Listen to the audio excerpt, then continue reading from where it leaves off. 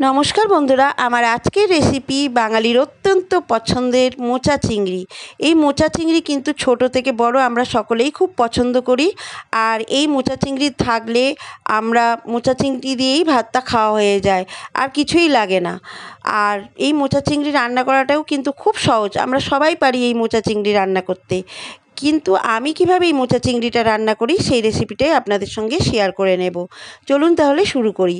মোচা চিংড়ি বানাবার জন্য আমি একটা মিডিয়াম সাইজের মোচা ভালোভাবে কেটে টুকরো টুকরো করে কেটে নিয়েছি। পরিষ্কার করে কেটে ধুয়ে নুন দিয়ে আর হলুদ দিয়ে সেদ্ধ করে রেখে দিয়েছি একটা বাটিতে জলটা ঝরিয়ে। তাহলে মোচার যে কালো কষ ভাবটা থাকে, নুন হলুদ দিয়ে একটু সেদ্ধ করে নিলে মোচার কালো কষ ভাবটা থাকে না। সেদ্ধ করে নিয়ে জলটা ঝরিয়ে নিতে হবে, ঝরিয়ে নিয়ে হাত দিয়ে একটু মোচাটাকে চটকে নিতে হবে। আর মোচা চিংড়ি বানাবার জন্য আমি এখানে চিংড়ি মাছ নিয়ে নিয়েছি। চিংড়ি মাছটাকে একটু নুন হলুদ দিয়ে মাখিয়ে রেখেছি, মাখিয়ে আমি এটাকে একটু রেস্টে রেখে দিয়েছি। এবারে গ্যাসের উপরে একটা কড়াই বসিয়ে তাতে পরিমাণ মতো সর্ষের তেল দিয়ে দিয়েছি। মোচা চিংড়ি কিন্তু সর্ষের তেলেই খেতে বেশি ভালো লাগে। তেলটাকে খুব ভালোভাবে গরম করে নিয়েছি। তেলটা খুব ভালোভাবে গরম হয়ে গেলে মোচা চিংড়ি বানাবার জন্য আমি যে আলু টুকরো করে কেটে ধুয়ে রেখেছি সেই আলুগুলো প্রথমে ভেজে নেব। মোচা চিংড়িটা আমি আলু দিয়েই বানাবো। আলু দিয়ে মোচা চিংড়ি বানালে খেতে বেশি ভালো লাগে। আলুটা ভাজার সময় অল্প একটু হলুদ গুঁড়ো দিয়ে দিলাম। আলু ভাজার সময় হলুদ গুঁড়ো দিয়ে আলুটা ভাজলে আলু ভাজাটা দেখতে ভালো লাগে। আলু ভাজাটা হয়ে গেলে তুলে রেখে দেব। ওই তেলেই আমি যে নুন হলুদ মাখিয়ে রেখেছিলাম চিংড়ি মাছগুলো ভেজে নেব। চিংড়ি মাছগুলো দিয়ে বেশ হালকাভাবে নাড়াচাড়া করে ভেজে নেব। চিংড়ি মাছগুলো খুব বেশি ভাজবো না, চিংড়ি মাছ খুব বেশি ভাজলে শক্ত হয়ে যায়। তাই হালকা একটা ভাজা ভাজা হয়ে এলেই আমি চিংড়ি মাছগুলোকে তুলে রেখে দেব। দেখুন চিংড়ি মাছগুলো একটা হালকা কালার চলে এসছে ভাজা ভাজা, এবার তুলে রেখে দেবো, আর বেশি ভাজবো না। দেখুন আমার আলু আর চিংড়ি মাছটা ভাজা হয়ে গেছে, আমি একটা পাত্রে তুলে রেখে দিয়েছি। এবারে যে চিংড়ি মাছ ভাজার তেলটা আছে ওই তেলেই আমি সম্পূর্ণ রান্নাটা করব। ওই তেলের মধ্যেই দিয়ে দেব ফোড়নের জন্য তেজপাতা, একটা শুকনো লঙ্কা আর গোটা সাদা জিরে। এই ফোড়নটা ভাজা ভাজা করে নেব। ফোড়নটা কয়েক সেকেন্ড ভাজা ভাজা করে নেব। ফোড়নটা থেকে যখন একটা সুন্দর গন্ধ বেরোবে তখন আমি আগে থেকে টমেটো আর আদা বেটে রেখেছিলাম, সেই টমেটো আদার পেস্টটা দিয়ে দেব। এই 3 চামচের মতো টমেটো আদার পেস্ট দিয়ে দেব। বন্ধুরা, মোচা চিংড়ি বানাবার জন্য কিন্তু এই টমেটো আদার পেস্টটা দিতেই হবে, তবেই কিন্তু মোচা চিংড়ির স্বাদ বেশি ভালো হবে। আদা টমেটোর পেস্টটা দিয়ে মশলাটা খুব ভালোভাবে তেলের সঙ্গে কষিয়ে নেব।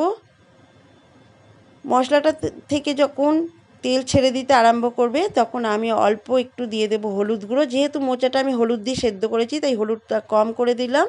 আর দিয়ে দেব কাশ্মীরি লাল লঙ্কার গুঁড়ো, আর দিয়ে দেব স্বাদ মতো নুন। সমস্ত কিছু মশলা দিয়ে খুব ভালোভাবে কষিয়ে নেব। মশলাটা খুব ভালোভাবে কষাতে হবে, তবেই কিন্তু মোচা চিংড়ির স্বাদ আরও বেশি ভালো লাগবে খেতে। মশলাটা খুব ভালোভাবে কষে গেছে। মশলাটা কষানো হয়ে গেলে যে মোচাটা আমি সেদ্ধ করে রেখেছিলাম হাত দিয়ে একটু চটকিয়ে নিয়েছি, চটকিয়ে নিয়ে আমি মোচাটা মশলার মধ্যে দিয়ে দিলাম। সম্পূর্ণ মোচাটা দিয়ে মশলার সঙ্গে বেশ একটু কষিয়ে নেব। যেহেতু মোচাটা আমার কষানো হয়নি তাই আগে সেদ্ধ করে নিয়ে আমি মোচাটাকে একটু কষিয়ে নিচ্ছি। মোচাটাকে 3-4 মিনিট ধরে কষিয়ে নিয়েছি মশলার সঙ্গে। কষানো হয়ে গেলে এবারে যে আলু আর চিংড়ি মাছটা ভেজে তুলে রেখেছিলাম সেই আলু চিংড়ি মাছটা দিয়ে দেবো। বন্ধুরা, মোচাটাকে সেদ্ধ করে এইভাবে একটু কষিয়ে নেবেন, তবেই কিন্তু মোচা চিংড়ির স্বাদ অসাধারণ লাগবে। সমস্ত কিছু খুব ভালোভাবে কষিয়ে নেব। এই সময় আঁচটাকে একদম লোতে রেখেছি, লো আঁচে রেখে সমস্ত কিছু খুব ভালোভাবে কষিয়ে নিয়েছি। আর দিয়ে দেব মশলার ভাঁটিটা ধুয়ে একটু হাফ কাপ মতো জল। জলটা দিয়ে মোচাটা খুব ভালোভাবে কষিয়ে 4-5 ধরে আমি বেশ ভালোভাবে একটু কষিয়ে নিয়েছি। কষানো হয়ে গেলে হাফ চামচের একটু কম আমি চিনি দিয়ে দিলাম। চিনিটা দিতেই হবে বন্ধুরা, তবেই কিন্তু মোচা চিংড়ির স্বাদটা একটু বেশি ভালো লাগবে, মিষ্টি মিষ্টি লাগবে।